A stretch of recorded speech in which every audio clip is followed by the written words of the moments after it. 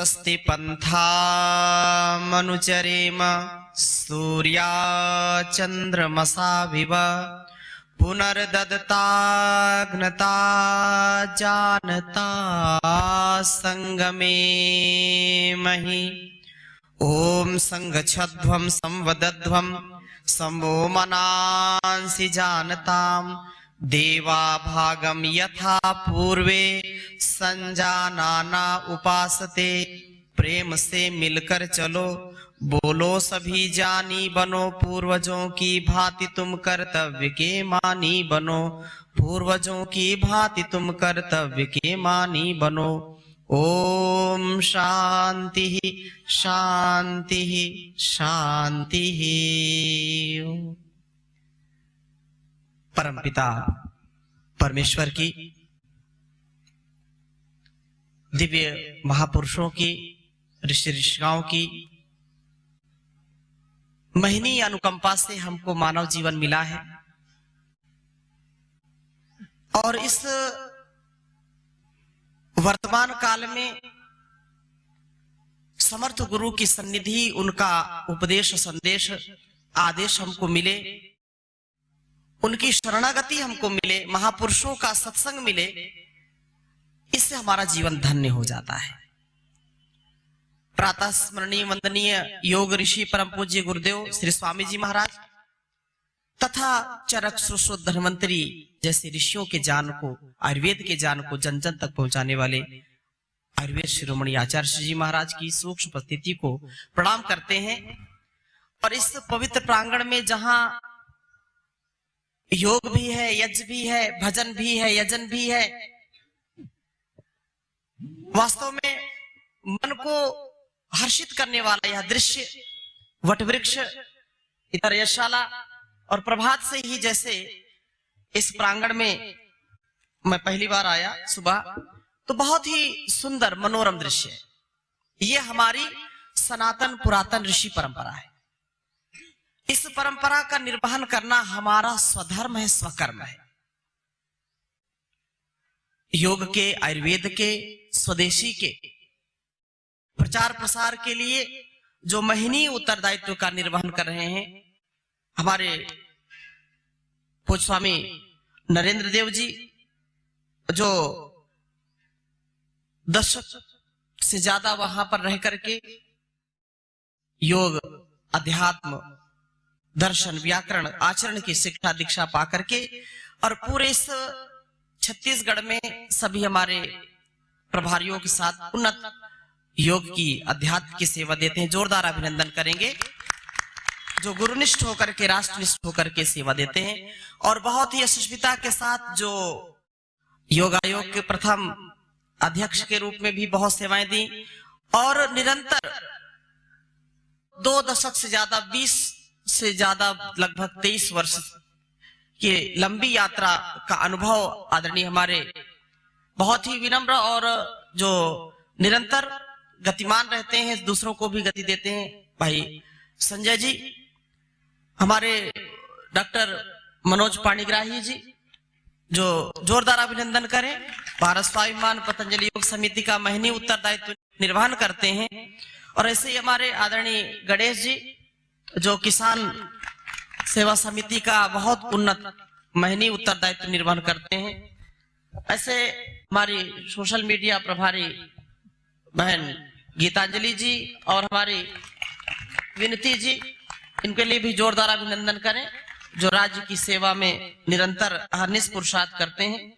और यहाँ जो निरंतर गुरुदेव का संदेश घर घर पहुंचाते हैं हमारे सभी जिला प्रभारी, योग शिक्षक, समर्थ और सजग समर्पित कार्यकर्ता भाई बहन, हमारे भाई अनिल जी, हमारे आदरणीय शैलेश जी, जोरदार अभिनंदन करें जिनके महिनी पुरुषार्थ से, आप सबके सहयोग से यह कार्यक्रम बहुत ही उन्नत हुआ। जोरदार अभिनंदन। आइए कुछ निवेदन करूंगा आपसे। ये मानव का जीवन बड़ा अनमोल है, इस बात को मानते हैं सभी, सबको मिलने वाला नहीं है। मानव का जीवन और पशुओं के जीवन में, पक्षियों के जीवन में अंतर क्या है? आपसे कोई पूछे तो क्या बताएंगे? कोई अंतर नहीं है। किसी ने पूछा कि अंतर क्या है, तो एक श्लोक के माध्यम से आपको बात बताऊंगा कि आहार निद्रा भयमैथुनंचा सामान्य में तत् पशुभिर नराणाम धर्मो हि तेषाम अधिको विशेषो धर्मेण हीनाः पशुभिः समानाः। बहुत सुंदर बात कही कि मनुष्य के जीवन में पशु पक्षियों के जीवन में अंतर क्या है? तो कहा कोई अंतर नहीं, केवल एक अंतर है। अंतर नहीं है, क्यों नहीं अंतर? तो कहा कि आहार, चींटी से लेकर के हाथी तक, एंट से लेकर के एलिफेंट तक, सबको पेट भरना चाहिए, खाना चाहिए, सब चाहिए। वो भोजन सबको चाहिए, मनुष्य को भी चाहिए। पापी पेट का सवाल है कि नहीं? तो इसमें कोई अंतर नहीं। हाँ, उल्टा और हो जाता है, पशु पक्षी को जितना चाहिए उतना ही खाता है, लेकिन मनुष्य का काम ऐसा है, जीतव्यम चाहे मर्तव्यम हचक के भोजन कर्तव्यम, है कि नहीं? ये उल्टा खोपड़ी का है। तो ये पशु पक्षी से ज्यादा ही गड़बड़ मामला है इसका। जो नहीं खाना उसको भी खाएगा, जो नहीं पीना उसको भी पिएगा। तो पशु पक्षियों से भी बदतर जीवन हो जाता है। यदि आहार की हम चर्चा करें, मैं दिन भर आहार की चर्चा करूं तो भी कम हो जाएगा। चाहे गाय को, बकरी को, जो शाकाहारी है, उनको आप यदि घास फूस खाने को ना दें, भूसा ना दें, और मांस के टुकड़े काट करके डाल दें उनके सामने, वो खाएंगे क्या? भूख से मर जाएंगे तड़प तड़प करके, लेकिन खाएंगे नहीं। जो शेर है, चीता है, जो मांसाहारी है, उनको वो चाहे भूख से मर जाए, लेकिन वो घास फूस खाएंगे क्या? लेकिन मनुष्य सब हजम, जलचर हो, थलचर हो, नभचर हो, सब हजम, कोई चीज छूटी नहीं है। और ये तर्क भी बहुत देता है। तो किसी कवि ने कहा कि देखो, जो है जलचर में तो सब चटकर गया, नभचर में केवल हवाई जहाज छूटा हुआ है, और जो है जो थलचर है उसमें केवल 4 पाई छूटी हुई है। दो पैर वाले को भी खा जाता है, 4 पैर वालों को भी खा जाता है, कुछ बचा क्या? कुछ भी नहीं बचा। तो हालत बहुत दयनीय है आहार के विषय में मनुष्य की, इसलिए बीमार पड़ रहा है। पड़ रहा कि नहीं पड़ रहा? आहार शुद्ध तो बुद्धि भी शुद्ध, आहार शुद्ध हो सत्व शुद्धि। तो एक पहले ही मामले में तो फेल हो गया। इस बात को मान रहे कि नहीं सभी? आहार के स्तर पर मनुष्य फेल है, क्योंकि वह संयमित जीवन नहीं जीता है। संयमित जीवन जीने वाला होना चाहिए, इसलिए बीमार है। फिर अगली सीढ़ी चढ़ते हैं, आहार निद्रा। निद्रा सब सोते हैं, चाहे पशु हो या पक्षी हो। हाँ, कुछ दिन में सोते हैं, कुछ रात में सोते हैं, जैसे उल्लू, चमगादड़, कुछ वो दिन में सोते हैं, कुछ रात में जो है जागते हैं, दिन में सोते हैं, कुछ दिन में सोते हैं, रात में जागते हैं, दोनों बातें हैं। लेकिन मनुष्य इसमें भी फेल। उनको एक बार जितनी निद्रा चाहिए वो सो गए, इसके बाद उनको जगाना नहीं पड़ता। गाय को या किसी भी पशु को जब सर्दी होती है तो बिल्कुल घर के अंदर बांध देते हैं, बांधते कि नहीं? कमरे के अंदर कमरा, कमरे के अंदर कमरा, कहीं भी बांध दो। लेकिन आप उठ करके देखो, कभी जो पशु रखते हैं उनसे पूछो, सुबह ब्रह्म मुहूर्त में गाय आपको खड़ी मिलेगी, और वो जो है गोबर करके, लपशक्का करके बिल्कुल वो रेडी रहेगी। उसको अंधकार में भी पता चलता है कि अब ब्रह्म मुहूर्त हो गया, अब सोना नहीं है, जाग गई। अब सब पशु पक्षियों का कलरव होने लगता है, लेकिन मनुष्य रूपी पशु, उसको 4-4 अलार्म लगाना पड़ता है। जब जहां मनाए वही सो गया, वही खर्राटे लेना शुरू कर दिया। तो ये जो आहार निद्रा, इसमें भी फेल है कि नहीं? अगर मैं गलत कहूं तो आप तुरंत टोक देना। इसमें भी मामला गड़बड़। आहार और निद्रा दोनों स्तंभ हैं शक्ति के, दोनों स्तंभ हैं हमारे तन मन को आरोग्यता के लिए। आहार नहीं मिलेगा तो व्यक्ति बीमार हो जाएगा। कहते भूख न लगे, अर्ध रोग हरि निद्रा सर्व रोग हरि क्षुधा। अर्ध रोग हरि निद्रा सर्व रोग हरि क्षुधा। अर्थात व्यक्ति को सोने न दिया जाए तो पागल हो जाएगा। तो निद्रा बहुत आवश्यक है, लेकिन संतुलित निद्रा होनी चाहिए। आहार न मिले तो व्यक्ति मर जाएगा, लेकिन आहार यदि अधिक करेगा तो बीमार होगा, और भूख ना लगे तो फिर मामला गड़बड़ है। तो ये आवश्यक है, लेकिन संतुलन में रहना चाहिए। फिर अगली बात क्या कही? आहार निद्रा भय। भय क्या है? डर। डर सबको लगता है, शेर हो चाहे सवा शेर हो, डर लगता है कि नहीं? अपने मृत्यु का, सर्प को भी, जो कालों का भी काल है उसको भी डर है अपने काल का, इसलिए वो डरता है। मनुष्य को भी डर है, लेकिन मनुष्य को डर उससे लगता है जिससे नहीं डरना चाहिए, और जिससे डरना चाहिए उससे डरता नहीं। रात दिन पाप करेगा, रात दिन ऐसे अधर्म करेगा जिससे डरता नहीं, जानबूझ नर करे ढिठाई, और वो पाप कमाता रहता है। ये संसार का जो भोग है, रोग है, उससे डरेगा नहीं, उसको जानबूझ करके करेगा। लेकिन जो पशु पक्षी हैं वो अपने मृत्यु या अपने जीवन के खतरे से केवल डरते, बाकी किसी से डरते नहीं। वो सबसे ज्यादा खतरा किससे है? हमसे ही है, मनुष्यों से ही है। लेकिन यह डर व्यक्ति को मार देता है। कहते हैं जो डर गया समझो मर गया। डरना पाप से, डरना अधर्म से, अन्याय से, अकर्तव्य से, अकर्मण्यता से, अश्रद्धा से, अन्याय से, लेकिन इसको ज्ञानपूर्वक। फिर अगली बात, भय मैथुनंचा। संसार की एक व्यवस्था परमात्मा ने बनाई है, जो संसार की गति, संसार की वृद्धि वो अनवरत, क्योंकि प्रभु ने सृष्टि रचाई है, और इस सृष्टि का सबसे बड़ा जो केंद्र है वो मनुष्य ही है। मनुष्य के लिए सारी संसार की चीजें हैं। मनुष्य ना हो तो ये इनका प्रयोग क्या होगा? आप विचार करके देखें तो पता नहीं। अब देखो, जो धान है, धान किसके लिए बनाया? चावल।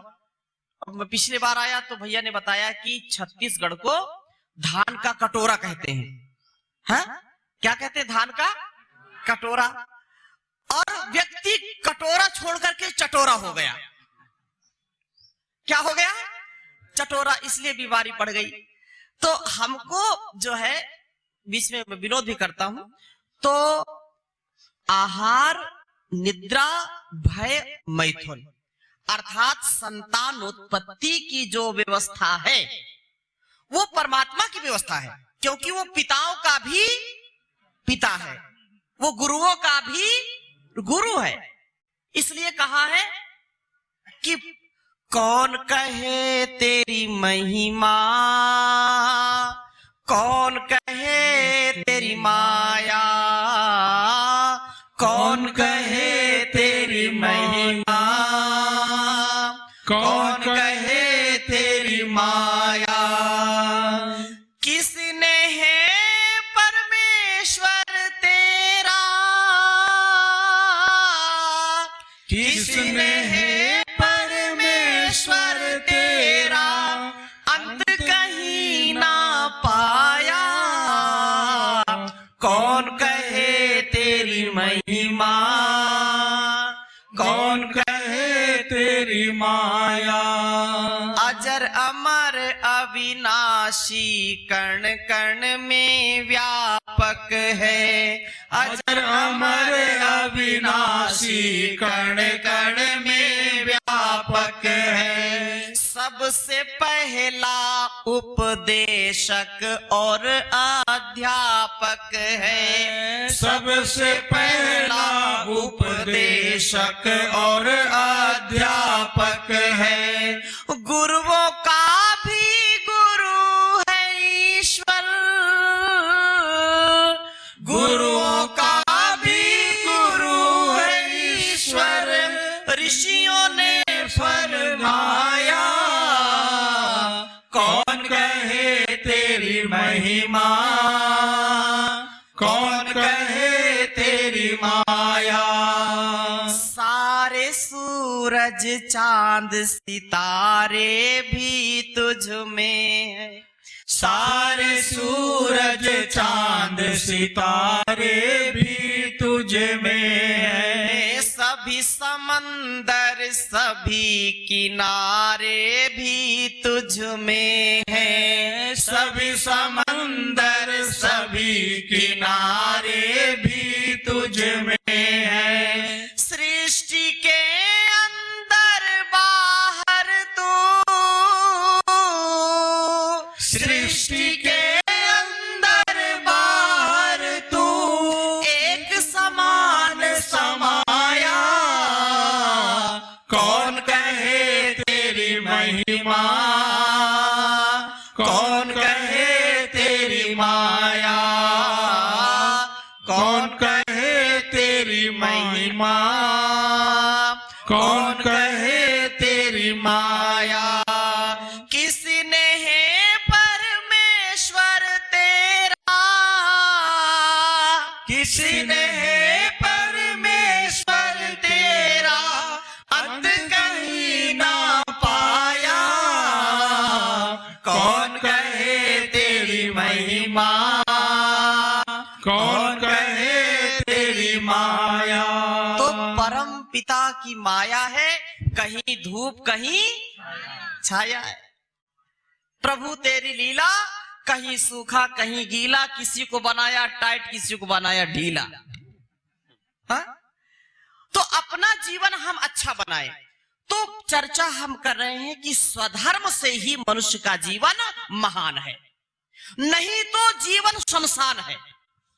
यदि हम अपने स्वकर्तव्य का पालन नहीं करते तो कहा आहार निद्रा भय मैथुन।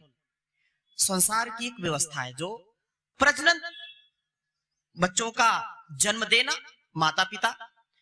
यदि माता पिता हमको जन्म न दे तो हम यहाँ बैठते क्या, हम होते क्या, जीवन हमारा मिलता क्या, नहीं मिलता।